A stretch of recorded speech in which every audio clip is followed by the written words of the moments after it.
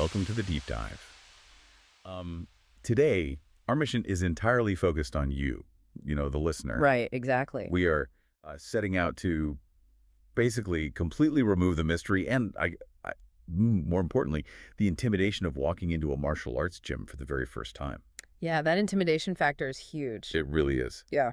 So to figure out what's actually going on behind those doors, we pulled together this massive stack of sources. I mean, we're looking at articles, video testimonials, and just a mountain of direct student reviews. A lot of data. Yeah, a lot.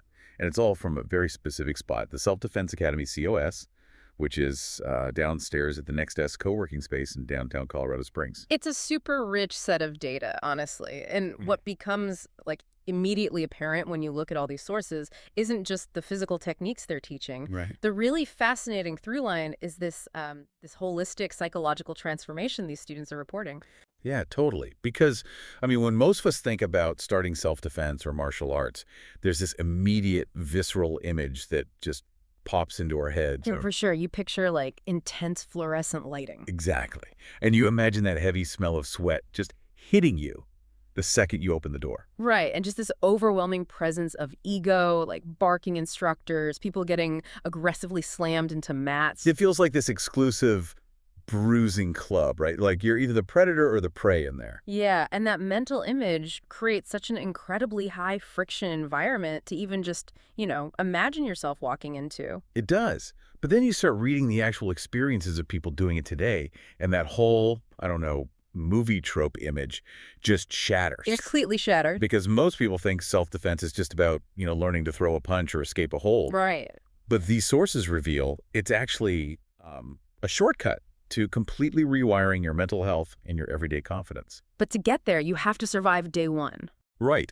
Before you can unlock any of those mental health benefits, you have to get over that massive threshold anxiety. Which is honestly the hardest part. Yeah. And there's a specific phrase from the Academy's video that really struck a chord with me.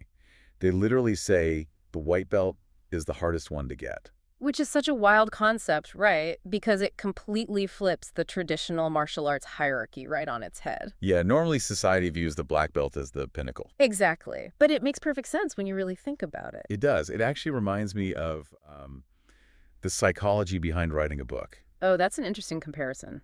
How so? Well, the most terrifying part of writing isn't like chapter 5 or chapter 10.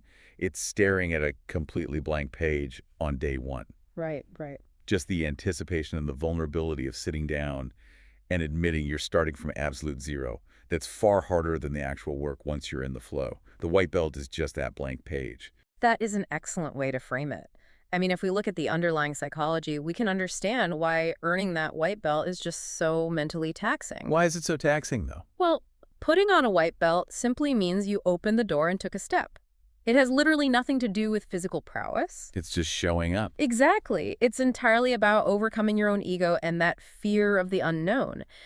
Because as adults, we're so conditioned to project confidence. Right. Oh, totally. We want to be good at our jobs, good at our hobbies. Right. So willingly walking into a physical space where you know absolutely nothing and just accepting that you're going to be clumsy and, uncoordinated for a while, that requires a profound level of vulnerability.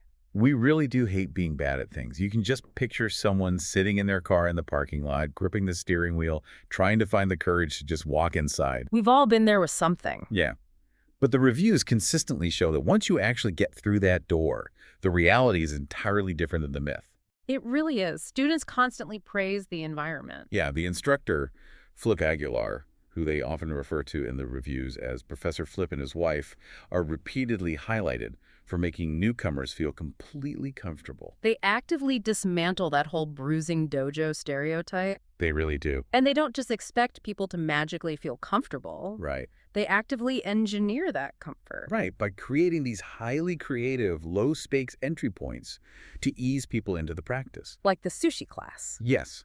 The perfect example. Right. They're sushi and self-defense classes. Yeah. Pairing sushi making with martial arts is such a bizarre juxtaposition. It's so random. It is, but it entirely strips away the macho intimidation factor right at the door. Exactly. It fundamentally changes the context of the space. Reviews from people like Chloe Nicole and Angela Gregorio specifically highlight this class. Yeah, Chloe even used it for workplace team bonding. Right. And Angela noted that she isn't particularly athletic, but she found the experience incredibly accessible. Oh, and another reviewer, Dorothy Greek, mentioned that Flip actually came directly to the Women's Bean Project to teach these techniques. Which is amazing because it removes the barrier of having to go to a gym at all. Exactly. They also run introductory classes sponsored by an organization called Silver Key. Oh, right, for older attendees. Yeah, a reviewer named SB pointed out how accommodating Flip was regarding the specific physical limitations of the folks there. They are literally meeting people exactly where their bodies are at. Which is crucial, for adult learners who might be dealing with old injuries or just a lack of mobility. Totally. But wait, let's pause here for a second because this brings up a massive question for me. Okay, what is it? Well, if the vibe is this welcoming, and we're out here eating sushi and doing corporate team bonding, is this actually going to save you in a dark parking lot? Oh, I see what you mean. Right. Like, can you really learn to survive a violent, real-world encounter in an environment that feels like a fun evening out?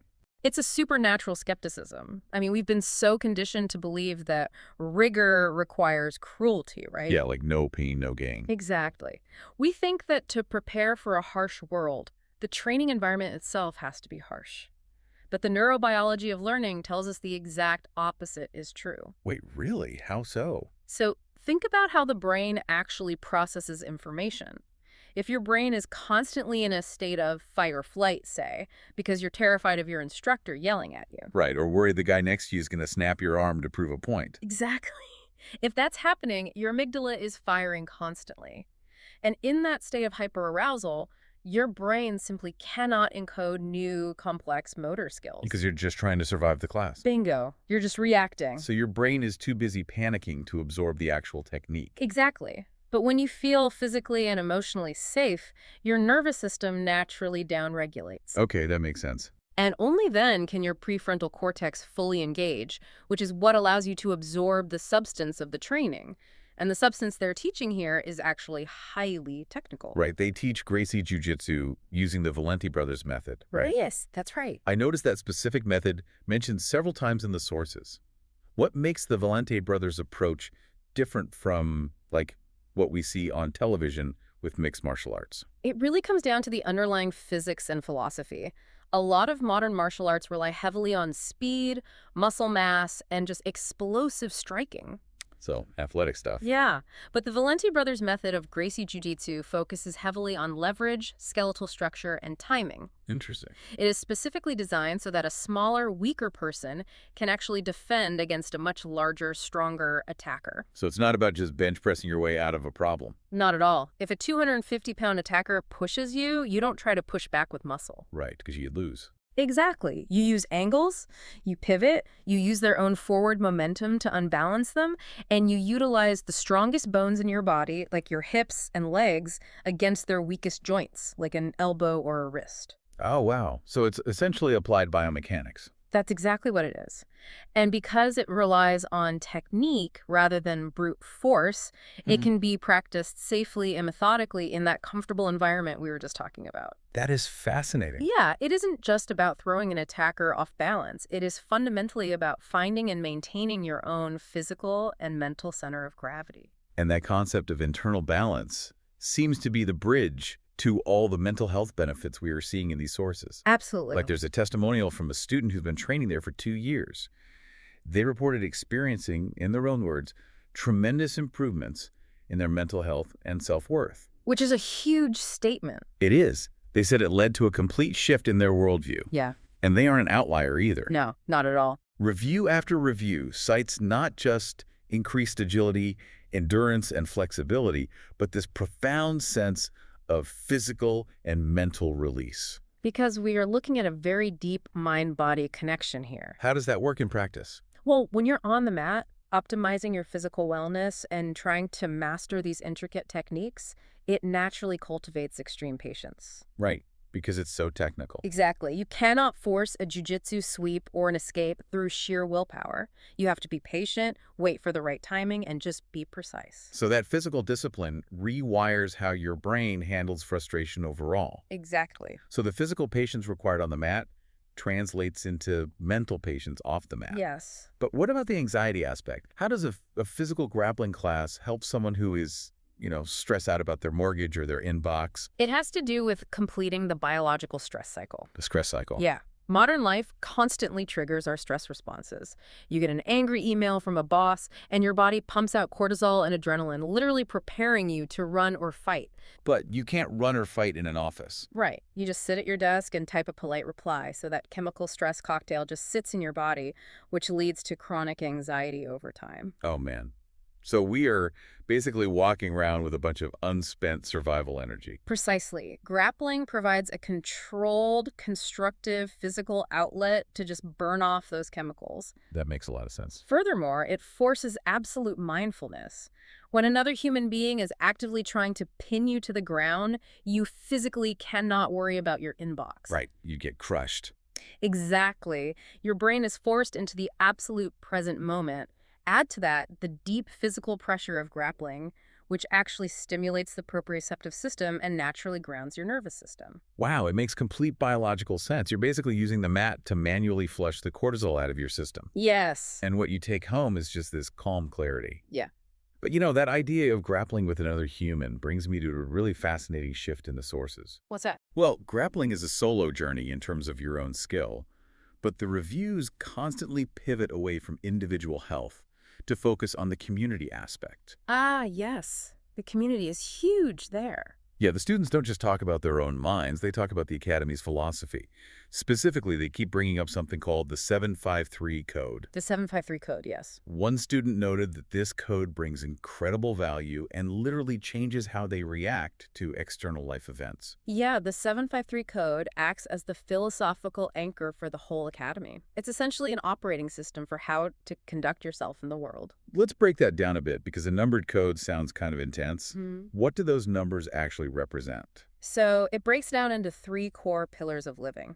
The 7 represents the 7 virtues of the samurai code, Bushido. Oh, okay. Like what? Things like rectitude, courage, benevolence, respect, honesty, honor, and loyalty. So that's all about how you treat others. Good. And the 5? The 5 it refers to 5 keys to health, focusing on your physical vessel. So that's proper nutrition, exercise, rest, hygiene, and a positive mindset. Okay, so the 7 is outward character, the 5 is inward physical maintenance. What is the 3? The 3 represents 3 states of mind. Zanshin, which is lingering awareness or readiness. Okay. Mushin, the state of no mind or flow where you act without overthinking. And Fudoshin, which is basically an immovable, emotionally stable mind. Wow. When you put them all together, the 753 code isn't just about fighting, it is a totally holistic template for a balanced human being. That is incredibly comprehensive. And what's really striking to me is that this isn't just theory for the adults. Right. The sources show this philosophy being actively absorbed by the kids in their youth program. Parents like Hannah, Brent, and Tyler left these glowing reviews about their children, and we are talking about kids as young as 4 and 5 years old. 4 and 5, yeah. These parents aren't just saying, oh, my kids are getting good exercise. They're observing massive growth in their children's character strength, respect, and focus. Which actually tells us something crucial about how this environment operates. What do you mean? Well, you cannot lecture a 4-year-old on the virtues of Bushido or the concept of Fudoshin and expect them to understand it. Right? No, definitely not. They just stare at you and ask for a snack. Exactly. A character at that age, and honestly at any age, isn't taught through lectures. It is modeled through the community. Nice. The students describe the academy as a tight-knit family where they feel deeply safe and respected. The community itself is the vessel that delivers the 753 code. So you learn respect by seeing everyone else on the mat give and receive respect. Exactly. You absorb it. That makes perfect sense in theory, but I keep tripping over the physical reality of what they are actually doing. Okay, how so? Well, you just described a tight-knit family where people feel safe and respected. But martial arts is inherently adversarial.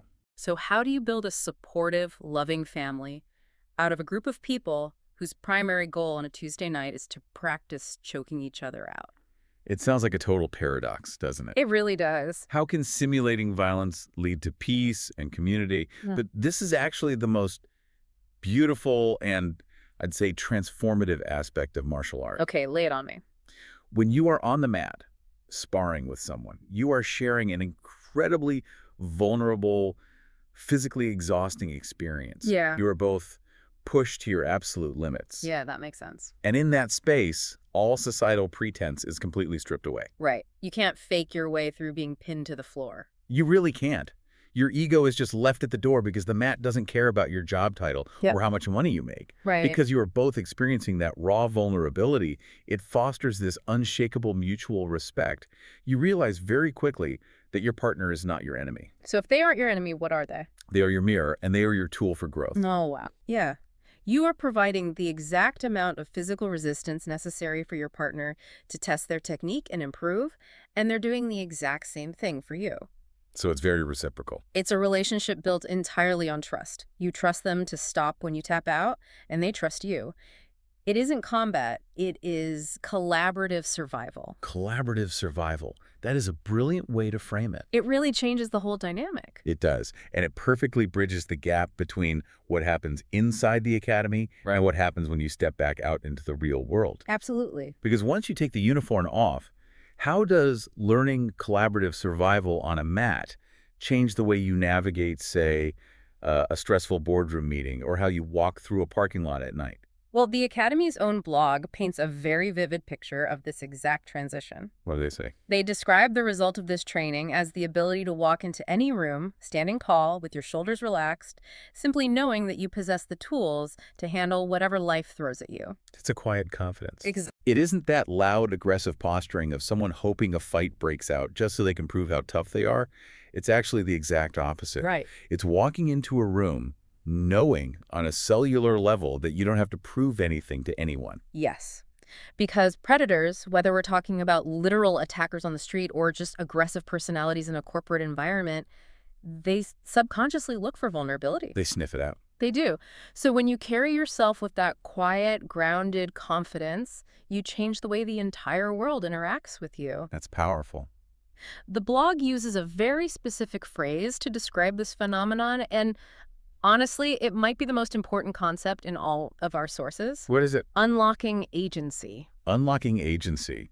That sounds amazing, but let's define it. What does agency actually mean for the everyday person listening to this? Well, in a psychological and sociological sense, agency is your capacity to actively and independently make choices and to impose those choices on your environment. When you lack the ability to protect your physical boundaries, you move through the world with a baseline hum of vulnerability. You are basically at the mercy of your environment. Which is exhausting. It is. Self-defense is ultimately the practice of reclaiming your personal power.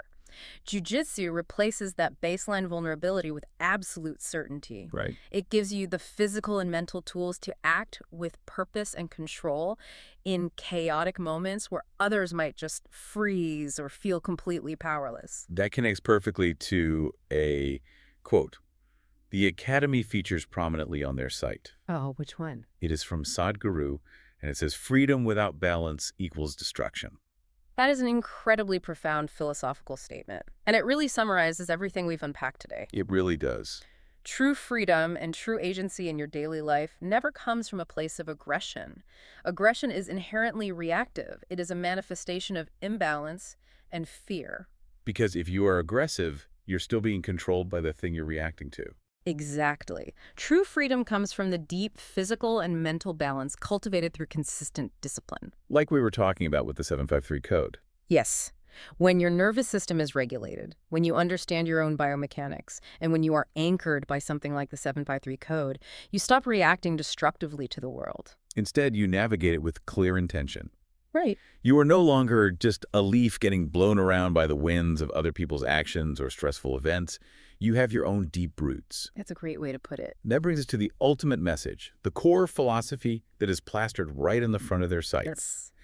It is a direct reminder to the listener, to you, you are worth defending. It is the ultimate statement of self-worth. And honestly, it is the necessary precursor to everything else we've talked about. Definitely. If you do not fundamentally believe that your physical safety, your mental peace, and your personal boundaries are worth defending, you will never find the courage to face that blank page and take your first step through the door. It's so true. So, to pull all these incredible insights together, we started today by looking at the massive psychological friction of just getting started, right? Right. We explored how earning that white belt is really a battle against our own ego and our fear of being a beginner. And we saw how a welcoming, supportive environment, even one that features sushi making, surprisingly lowers that barrier to entry. Which is so cool. Yeah, allowing everyday people to safely access the rigorous physical and mental benefits of Gracie Jiu-Jitsu. From there, we examine the mechanics of how the physical exertion and deep pressure on the mat manually complete the body's stress cycle, basically transforming physical release into mental clarity. We saw how this growth is guided by the 753 code and nurtured by a community that utilizes the shared vulnerable struggle of grappling to build profound mutual respect. And it all culminates in that ultimate prize we just discussed, everyday agency. Yes. The quiet, unshakable confidence to walk through life with balance and purpose, knowing you have reclaimed your power from a chaotic world. As we wrap up our analysis of these sources, I want to leave you with a final thought to ponder. Let's hear it. We have seen today how learning to physically defend against an attack actually makes you a calmer, more peaceful, and significantly more balanced person. It entirely removes that baseline anxiety of moving through the world. Right. So, looking at your own life, Sure. what other fears are currently standing in your doorway, guarding the exact personal growth you desperately need? Wow. That really is the ultimate question. Thank you so much for joining us on this deep dive. That's been great. Wherever you are listening from and whatever it is you have been hesitating on lately, we hope you find the courage to face the blank page and take your own first steps. Have a great day.